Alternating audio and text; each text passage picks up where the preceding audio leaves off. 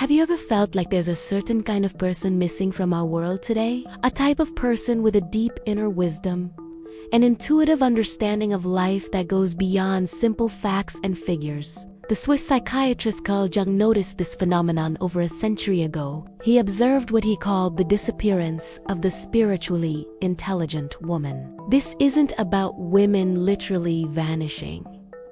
Of course, it's about a specific kind of feminine energy, a way of being that has seemingly withdrawn from our public life. In this video, we're going to explore what Jung meant, why this withdrawal happened, and why their return is more important now than ever. So, what exactly is a spiritually intelligent woman?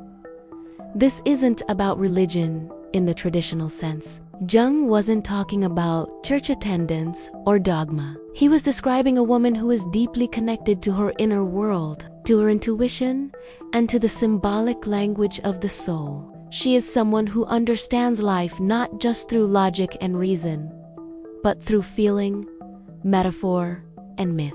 She possesses what we might call soul wisdom. Think of her as the keeper of the inner flame, the one who knows that the most important journeys are the ones we take within ourselves. She trusts her gut feelings. She sees patterns where others see chaos. And she understands that our dreams, our symbols, and our stories hold profound truths about who we are. She's the kind of person you go to not for a quick fix, but for deep, soul-nourishing insight. She helps you understand your own story. To make this clearer, let's look at an example from Jung's own work. He had a patient, a very intelligent and successful woman, who was suffering from a deep sense of meaninglessness. She had everything society told her she should want: a great career, social status, but she felt empty, like a ghost in her own life. She had been very active in her church, seeking answers and a sense of community. But over time, she felt that the institution was more concerned with rules, rituals, and dogma than with genuine, personal, spiritual experience. The answers provided were prepackaged. They didn't resonate with the deeper questions her soul was asking. She felt that the living spirit had left the building, so she left. She withdrew. She wasn't rejecting spirituality itself. She was rejecting a form of it that felt hollow and disconnected from the heart. This patient is a perfect symbol of the spiritually intelligent woman pulling back from a world that no longer speaks her language. She didn't find a space for her deep, intuitive, and personal form of knowing. So why did this withdrawal happen on a larger scale? Jung believed it was a reaction to our modern world's overemphasis on what he called logos. Logos is the principle of logic, reason, facts, and the external, measurable world. Our society worships logos. We value science, technology, data, and linear thinking. We want clear, quantifiable answers. This is the world of spreadsheets, algorithms, and 5-step plans for success. Now, logos is incredibly important. It has given us modern medicine, incredible technology, and a deep understanding of the physical universe. But the problem arises when logos is the only thing we value. We've created a world that is loud, fast, and obsessed with the external, often at the expense of the internal. This created an environment hostile to eros, the counterpart to logos.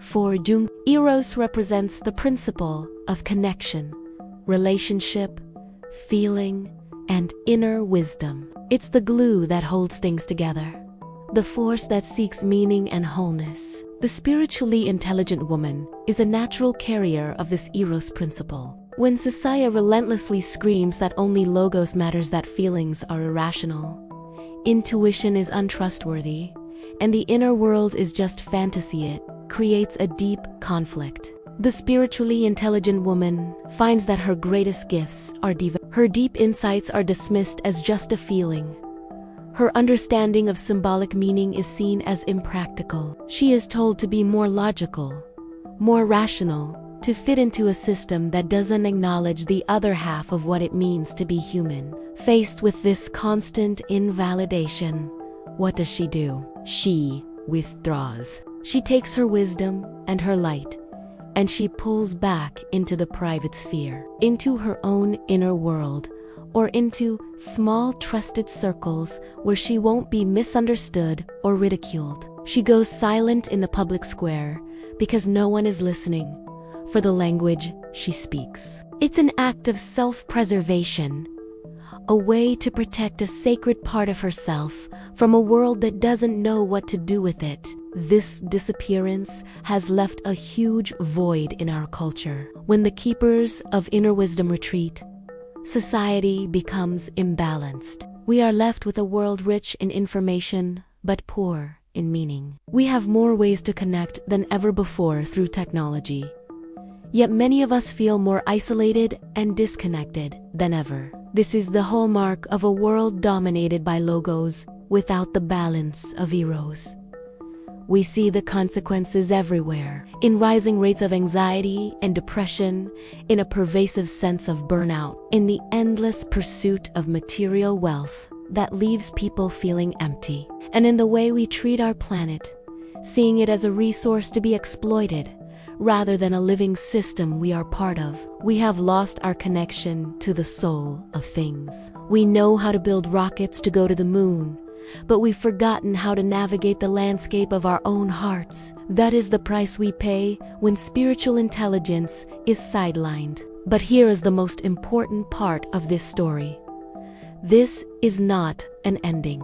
It's a call to action. The withdrawal of the spiritually intelligent woman is not permanent. In fact, her return is essential for our collective healing. We are living in a time where the limitations of a purely logical, materialistic worldview are becoming painfully obvious. People are hungry for meaning, for connection, for something more than just the next distraction. And this is where her wisdom is desperately needed. We need to create a world that welcomes her back. This starts with each of us, men and women alike, beginning to value the Eros principle within ourselves. It means learning to listen to our own intuition, to honor our feelings as valid sources of information, and to pay attention to our inner worlds through dreams, creativity, and quiet reflection. For the women who feel they are the ones who have withdrawn, who have hidden their light for fear of it being extinguished, the message is this: the world needs you now. Your sensitivity is not a weakness, it is a superpower. Your intuition is not random, it is a highly tuned guidance system. Your desire for deep, meaningful connection is not a flaw. It is the very medicine our world needs. It's time to start speaking your language again, even if you start with a whisper. Find your tribe,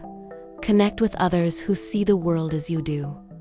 Share your insights, create art, lead with heart. The world is finally ready to listen.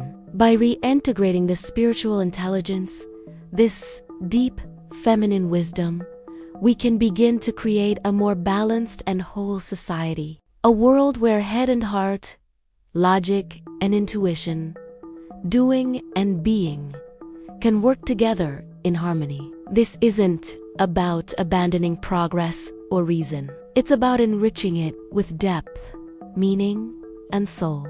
It's about building a future where our inner and outer worlds are no longer at war, but are in a beautiful, life-giving dance. The return of the spiritually intelligent woman is the return of a vital part of our collective humanity. Thank you so much for joining me on this deep dive into Jung's fascinating idea.